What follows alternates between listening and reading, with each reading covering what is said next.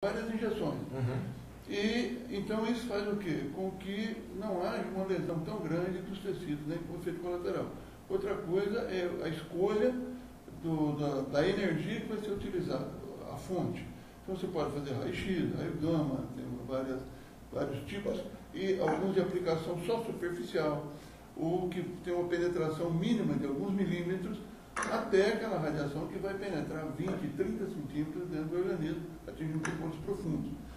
E ainda a tecnologia de se colocar o elemento radioativo, que é uma pastilha, a gente chama de semente, em que você planta do lado do tumor ou dentro do tumor. E ela tem uma emissão controlada. Então ela destrói o tumor e a lesão ao redor é muito menor. Além da questão da sensibilidade. A sensibilidade à radiação do tecido normal é sempre menor do que a da célula tumoral.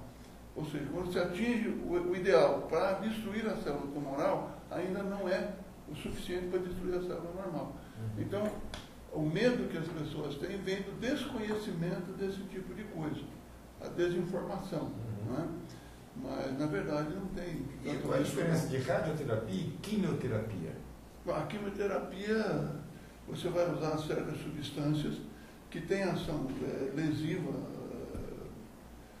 de destruição celular também, mas que é aplicada via venosa, na corrente sanguínea, como um remédio qualquer. E atinge, então, em todas as células do organismo de uma maneira indiferente. E pode haver, inclusive, lesão importante. Também é feito sob rigoroso controle e os efeitos colaterais são imediatos, primeiro e segundo dia, depois a pessoa melhora, mas aí as aplicações são feitas com intervalo de 20 a 30 dias entre cada aplicação. Tem que haver uma recuperação completa da primeira para se aplicar a segunda. Essa quimio é que dá aquela imagem da pessoa ficar careca, da pessoa emagrecer. A quimioterapia é que faz isso. Porque a radioterapia, como ela tem uma aplicação muito localizada e restrita, de autocontrole, esse tipo de repercussão não acontece. Eventualmente, queimadura discreta na pele no local da aplicação, mais nada. Já a quimioterapia, não, ela atinge todo o organismo. Então, ela pode provocar lesões internas, como essas queda de cabelo, queda de sobrancelha, esse tipo de coisa. Doutor Genso, também, quando a gente fala em uso da radioatividade na medicina, a gente sempre está lembrando principalmente da radioterapia. Mas ela tem outras contribuições muito importantes hoje. Cintilografia, como exames de toda a natureza. Muita coisa. Por exemplo, a radioimagem. Né? A radioimagem é um negócio maravilhoso. Você injeta isótopos radioativos na corrente sanguínea, e esses isótopos radioativos eles são produzidos de uma tal maneira que ele tem afinidade específica para determinados tecidos. Então você pega um radioisótopo de iodo, a gente usa vários materiais, irídio, césio, cobalto, iodo. Você pega o radioisótopo de iodo e injeta na corrente sanguínea, ele se concentra na tireoide, especificamente por quê? Porque a tireoide trabalha com iodo, uma enorme concentração de iodo na tireoide. Quando você faz isso, existe a afinidade química com a tireoide. E aí você consegue um mapeamento, né? Esse isótopo ele emite a radiação, que é captada por uma placa e forma a imagem. Então você tem imagens precisas, excepcionais do interior do organismo feitas dessa maneira. E como é uma coisa assim com grande experiência, ela é feita de uma maneira que a lesão é a mínima possível. Então a contribuição nessa parte de imagem hoje é muito grande, de ressonância magnética, de tomografia. A tomografia usa contrastes, por exemplo, com radiação, que você consegue imagens fabulosas. Então hoje você praticamente passeia por dentro do organismo com essas imagens. Mas o uso da computação, na edição da imagem, fica maravilhoso. Bom, eu fiquei com dúvida em duas coisas. Eu vou perguntar uma para o Aguinaldo e outra para o Vargas. O professor, o Dr. Genso, falou em isótopos. Você vai explicar para a gente o que é a ideia de isótopo. E o Lelê, ele lembrou a questão da Guerra Fria, Aguinaldo. E na Guerra Fria, eu lembro de algumas imagens da minha infância que eram aqueles desfiles de bombas, né, de mísseis nas paradas que havia na União Soviética. E de um tempo para cá, a gente não vê mais esses mísseis, porém a discussão continua grande. Então, a minha pergunta é, a Guerra Fria serviu, como você falou, para um equilíbrio, não levou a gente a uma hecatombe nuclear, porque tínhamos duas grandes potências. A fragmentação desse poder não poderia levar a gente a um conflito, uma vez que não temos mais dois cachorros grandes brigando, agora a gente tem um monte de vira-lata, cada um armado até os dentes, tentando morder um outro. Você acha assim, professor? Olha, foi assustador. A partir do momento que os Estados Unidos fazem a sua primeira experiência lá em Alamogordo, no México, o mundo mudou. E ali havia um desequilíbrio, porque apenas uma grande potência detinha essa tecnologia. A partir do momento que a antiga União Soviética, claro, que com menor potência, ela anuncia deter a tecnologia da bomba, houve um equilíbrio. Então, se a gente partir desse lado, quer dizer, quando apenas uma potência anunciou e demonstrou em Hiroshima e Nagasaki ter essa tecnologia, essa nação ela agiu de forma muito unilateral, em outras palavras, ela fez o que quis. A partir do momento que a União Soviética, a antiga União Soviética, falou, opa, nós também temos, mesmo com menor capacidade, megatons, né, ela equilibrou. Hoje, essa preocupação que nós vemos, então na Guerra Fria nós tínhamos essas duas potências que estavam comandando o que estava acontecendo. Hoje, essa fragmentação, sim, Jorge, me traz um certo temor. Você repare, por exemplo, que é como se a nação, ela detendo essa tecnologia, ela passasse a ser mais considerada no contexto internacional. Então, essa fragmentação me preocupa, sim. Outro dia nós estávamos conversando a respeito disso, eu e você. A pergunta é, se Israel fizesse um ataque cirúrgico no Irã, nós teríamos repercussão de todo mundo? Eu não vejo como não ter repercussão, né? E isso que está, né, em 2012, nós... O calendário maia. Eu e o Jorge, nós estávamos discutindo isso. Eu falei assim, olha, eu me preocupo muito com o que está acontecendo, né? Israel detém a bomba. O Irã busca equilibrar. Pode ser que, de repente, você equilibre, mas como ali Israel cercado por uma série de problemas políticos, religiosos e até econômicos, a raiva, vamos dizer assim, sobre Israel é muito grande e talvez não tenhamos aquele equilíbrio quando nós tínhamos com as duas grandes potências. Jorge, antes de responder sobre os desordens, eu gostaria de ouvir, que chega até nós agora, o professor de Geografia, autor, Marcelo Sardinha, para fazer uma colocação da geopolítica da questão da radioatividade, principalmente nesse caso aí do conflito do Irã com Israel. É verdade, eu acho que é um tema importantíssimo, cobrado aí nos principais vestibulares do Brasil, né? E temos que estar antenados aí a essas informações, né? Eu peguei aqui vocês fazendo um comentário rapidamente aí sobre essa questão que envolve Israel e também o Irã, e é importante historicamente a gente remontar, pelo menos esses últimos 15 anos aí, onde nós observamos aí esse choque de civilizações aí. Alguns acreditam que não seja choque, mas enfim, o fato é que o problema existe e ele envolve a radioatividade, né? Produção de armas nucleares e por aí vai. Então eu acredito assim que desde a queda das Torres Gêmeas no ano de 2001, foi isso, né?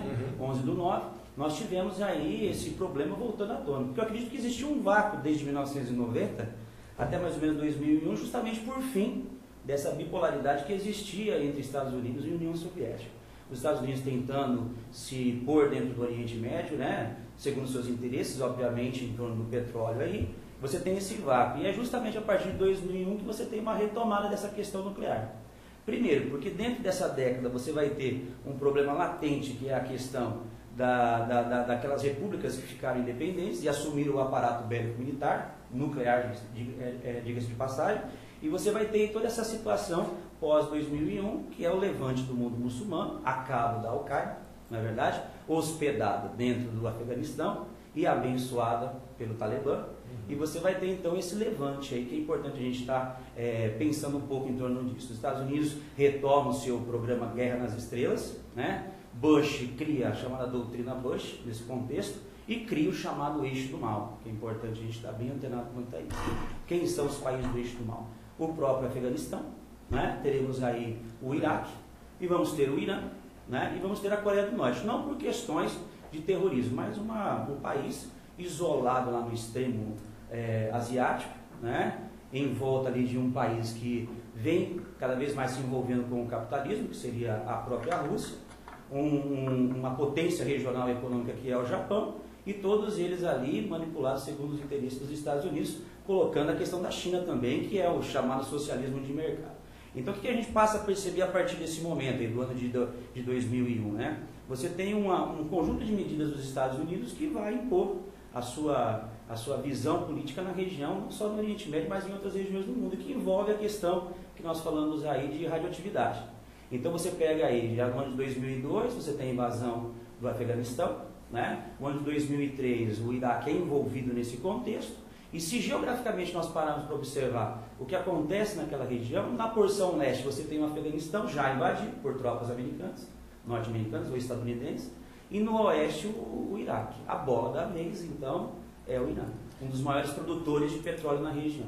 Você é pessimista, professor? O senhor acha que esse conflito, essa guerra fragmentada, não vai ficar igual na época da Guerra Fria?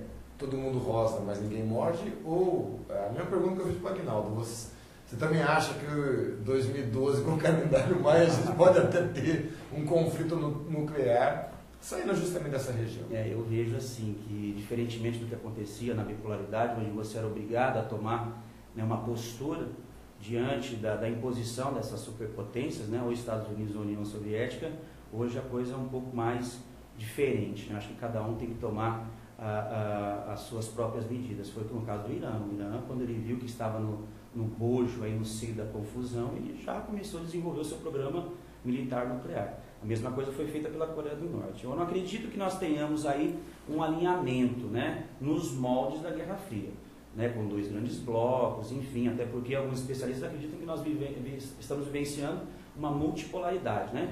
Do ponto de vista econômico, porque quando você pensa do ponto de vista militar, você tem aí os Estados Unidos deitando e rolando nesse contexto todo, inclusive nem aceitando as limitações que acontecem dentro do Conselho de Segurança, né? Aliás, muitos querem uma mudança do que acontece dentro do Conselho de Segurança, inclusive o G4, que inclusive o Brasil está participando disso. Então eu acredito que daqui para frente nós vamos ver um choque de civilizações mesmo, sabe? No sentido de cada um defender os seus interesses, mas nós não podemos deixar de lembrar que existe um alinhamento, né, político, ideológico e de heranças culturais e que existiram no passado. Então hoje você pega, por exemplo, a questão da Síria, saindo um pouquinho da questão aí nuclear, você pega a questão da Síria. A Síria é um caso que na Primavera Árabe você não vai ter um envolvimento maior de potências ali.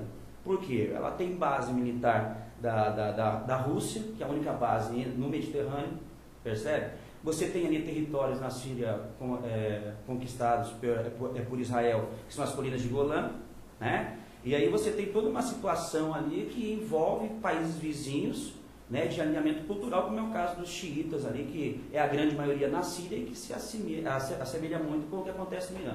Então eu não acredito assim, né, que a gente vai ter aquela coloração que o senhor colocou, né, mas que as coisas vão ter que ser decididas de uma maneira muito, muito rigorosa e decidindo ali ponto a ponto, porque senão a gente pode acabar caindo num conflito militar, que foi o que eu escutei aqui da conversa de vocês quando eu cheguei, né? A coisa está séria, está mais do que claro que eles estão desenvolvendo mesmo a tecnologia militar nuclear, o Irã. Israel se assusta com isso, aí envolve já uma outra questão, que é a questão religiosa, não é só mais a questão aí militar, né? Nós temos a questão aí das disputas pela Terra Santa, que envolve não só os muçulmanos, mas também os judeus e os cristãos. Mas é legal a gente pensar um pouco nessa questão geopolítica a nível mundial, porque quando a gente fala em radioatividade hoje, o foco das tensões se fecha em cima do Irã ou da Coreia do Norte. Parece-me que agora o novo líder do país lá, ele vem tentando mudar a imagem por conta desse embargo econômico que os Estados Unidos impôs a ele, aí cancelando ou minimizando o projeto nuclear. Mas existem outras questões que nós temos que estar bem atentos, que seria a questão aí da Caxemira, que está pertinho dessa região nevrálgica aí, né, que é o Oriente Médio, Sul e Sudeste Asiático, a disputa do território da Caxemira entre o Paquistão e a própria Índia, é um que a gente tem que estar bem atento quanto a isso, você é cobrado muito isso no vestibular, né? A própria questão da herança nuclear dos países que pertenciam à União Soviética e a falta de dinheiro para você manter esse aparato acaba fazendo com que o contrabando seja, né, maior nessa região, principalmente nessa área onde você tem esse problema. E vai embora, né? A gente falando em radioatividade, do ponto de vista geográfico, a gente não pode ficar restrito em geopolítica, né, professor? Senão vai ficar até o Lelê querendo fazer a participação. Fala, Lelê. Ô, Sardinha, eu queria uma pergunta, eu queria que você me respondesse uma pergunta. Diga lá. Em questão da energia usada como matriz energética, se você comparar aquilo que acontece no Brasil e aquilo que acontece em outros países, uma substituição dessa possível matriz energética, no caso do Brasil e no caso de outros países, como que você vê essa relação de você conseguir em países que já usam essa matriz como sendo algo essencial? Seria possível de repente parar de usar uma outra coisa, ou você analisa que não é impossível parar de usar energia nuclear, mesmo para fins pacíficos, porque queira ou não, tem a questão do resíduo atômico, né? Como que você vê esse paralelo entre Brasil e outros países, já que a gente fala, né, na construção de um país quase que ecologicamente correto, muito se debate o uso disso aqui no Brasil. Como que você compara o uso da energia como matriz energética no Brasil e comparado com outros países, a necessidade disso? Então, Beth, deixa eu fazer uma sugestão. Vamos primeiro ver o negócio do isótopo, para ele explicar para nós o que era essa diferença do isótopo que o professor ficou de explicar no outro bloco, né? E depois nós vamos tentar fechar com a ideia de a briga da ecologia e radiação. Que país que tem, que é a questão que o Lelê está colocando, os países que têm essa tecnologia e dependem disso, tem outra solução, ou países como nós, que tem grande possibilidade de usar energia hidrelétrica, seria mais viável a gente usar essa matriz ou não. Então, professor Vargas, primeiro, o que é a questão do isótopo que o Dr. Chenzo falou para nós? Então, a teoria mais aceita sobre a questão da radioatividade, a característica de um elemento químico é o número de prótons que tem no núcleo. Então, um elemento é caracterizado pelo seu número de prótons. O que varia no elemento, no núcleo atômico, é o número de nêutrons. A tese mais aceita, que torna o elemento radioativo, é justamente a maior diferença entre o número de prótons e o número de nêutrons. Então, acontece de vários elementos, isso acontece tanto naturalmente como artificialmente, quando chegou até esse ponto, de um mesmo elemento, quer dizer, ele tem o mesmo número de prótons, é o mesmo elemento, mas varia o número de nêutrons. Esses elementos que têm o mesmo número de prótons com diferente número de nêutrons vão ter diferentes massas, são chamados isótopos. É o que nós falávamos do urânio 236, urânio 238. Então a diferença que existe entre os isótopos é justamente o seu número de nêutrons no núcleo. Então, o que o Chenzo falou do iodo radioativo. Então, tem o iodo não radioativo e tem o iodo radioativo. É o mesmo iodo. O número de prótons é o mesmo, mas o número de nêutrons varia no núcleo atômico. E o homem interfere nesse número de nêutrons ou não? Nós podemos interferir? Na verdade, os elementos artificiais que foram produzidos a partir... Porque até o elemento de número atômico 92 é natural, com exceção de dois elementos, que é o tecnécio e o promécio. A partir de 92, são todos artificiais. Ele foi para o agregado de novos prótons e novos nêutrons. Tá certo? Então, há possibilidade de surgir novos elementos? Claro que há. E o homem vem buscando isso, né? Tanto que já temos aí uma dezena de elementos artificiais que foram um agregado de prótons e nêutrons colocados em números atômicos.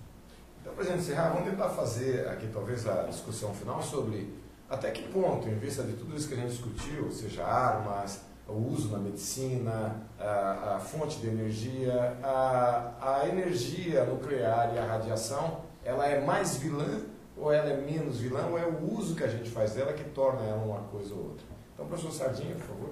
Isso, então, foi bem pertinente a colocação do professor Lelê, porque é um dos temas também que é muito debatido em geografia, né? É a questão energética. E para pensar sobre isso, ele foi muito feliz quando ele faz essa comparação, porque toda vez que você pensa em energia, você tem que partir do princípio que o país depende dos recursos naturais existentes, né? Então existem países com dimensões continentais em que ele tem a probabilidade ali de utilizar um recurso hídrico, por exemplo, e mantém sua matriz de obtenção de energia elétrica em cima do potencial hidráulico.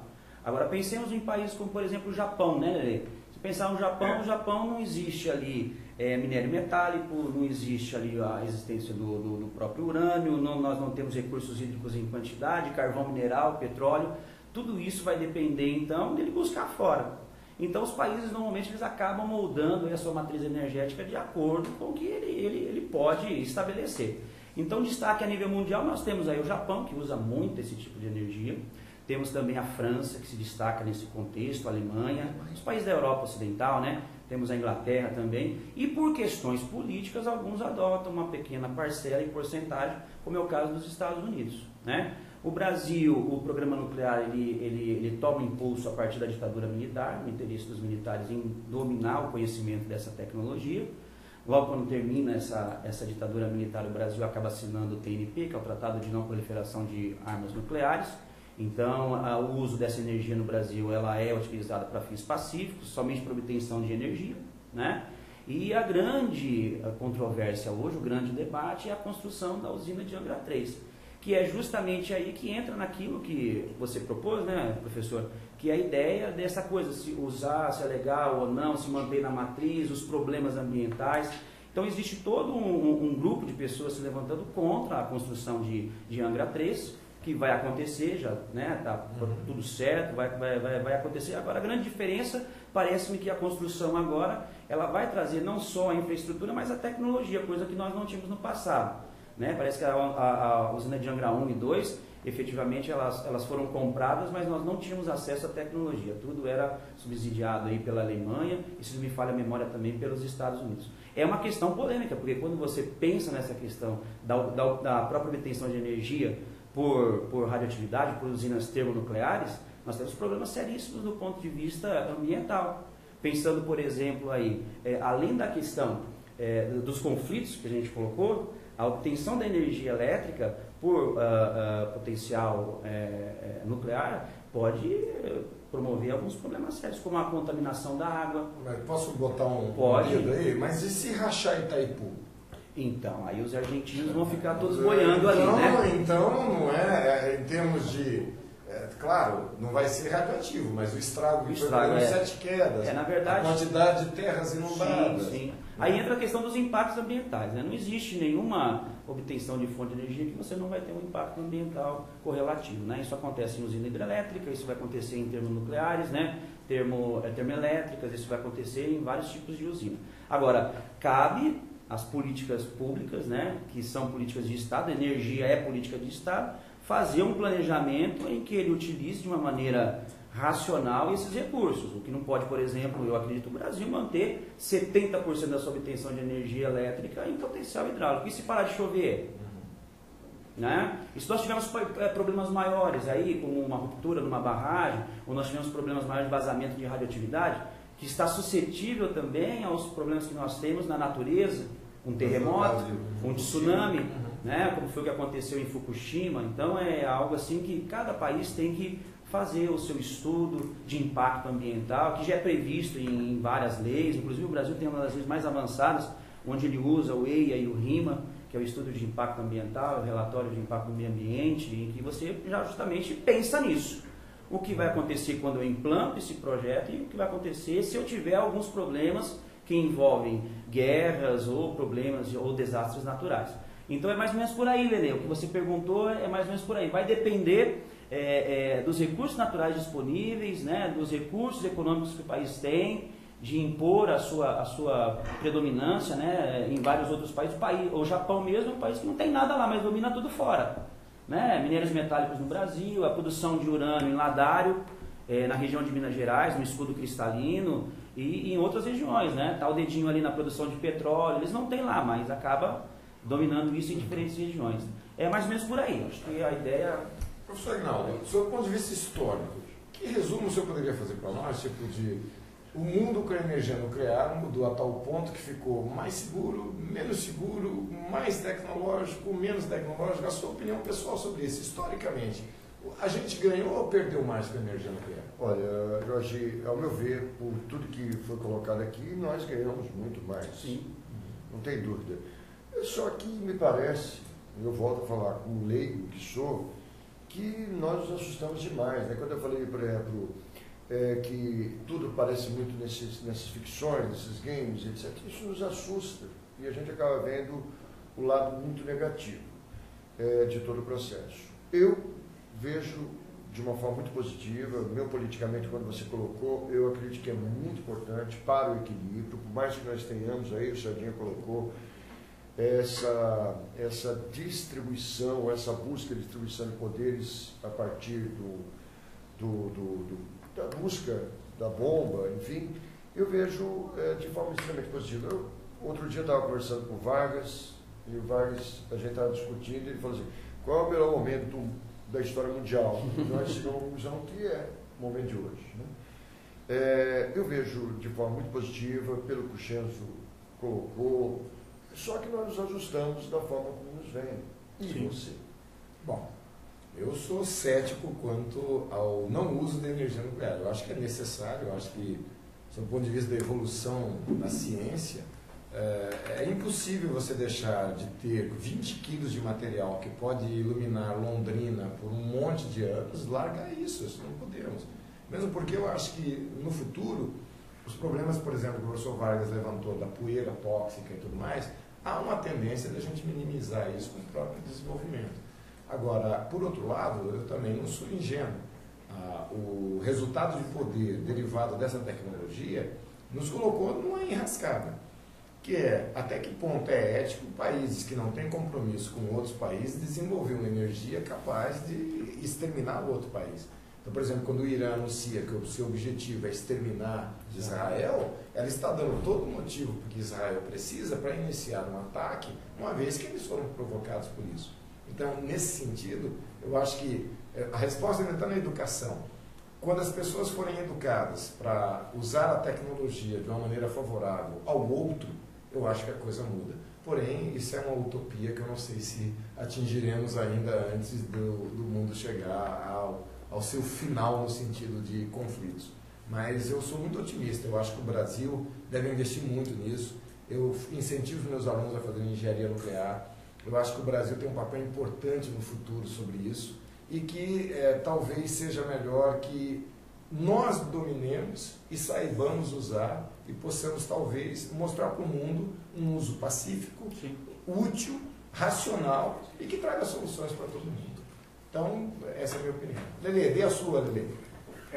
Eu gostaria de... Eu sou conivente à sua opinião. Eu acho que a energia nuclear, como qualquer coisa, se for bem empregada, é como um automóvel, né? Um mau motorista, ele pode matar o outro, né? Então, acho que essa questão ética, essa questão de educação é a base de tudo. Eu, particularmente, cheguei a conhecer a usina de Angra, né? Entrei, inclusive, um dos diretores, o engenheiro que ajudou a projetar a usina, eu conheço, ele a filha dele é amiga da minha esposa, e eu cheguei a entrar, assim, a segurança é uma coisa assim que é impecável. Então, desde que você tenha responsabilidade com o uso disso, eu acho que o mundo ele já está nesse patamar, mas aí a gente esbarra naquela questão ética, né? Que é difícil você saber o que o outro vai fazer.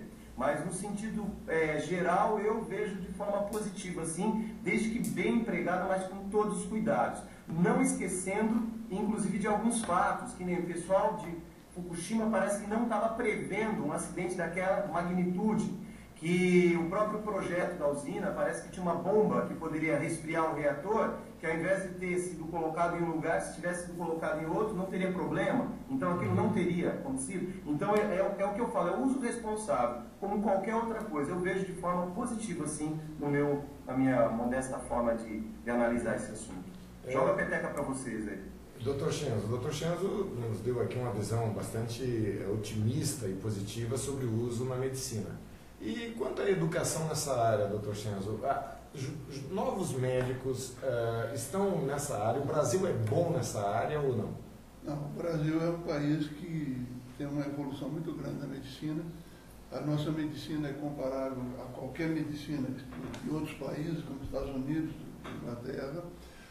O grande problema aqui não é só a questão da qualidade da medicina. O grande problema no Brasil é o acesso a essa medicina. Porque nós temos tecnologia hoje de alto nível já produzida aqui no Brasil. E usamos nas nossas escolas médicas essa tecnologia. O médico sai com formação nisso daí. Está tudo muito bem. Problema fundamental. Temos a tecnologia, temos os aparelhos, não é? Mas o povo não tem recurso econômico para isso daí.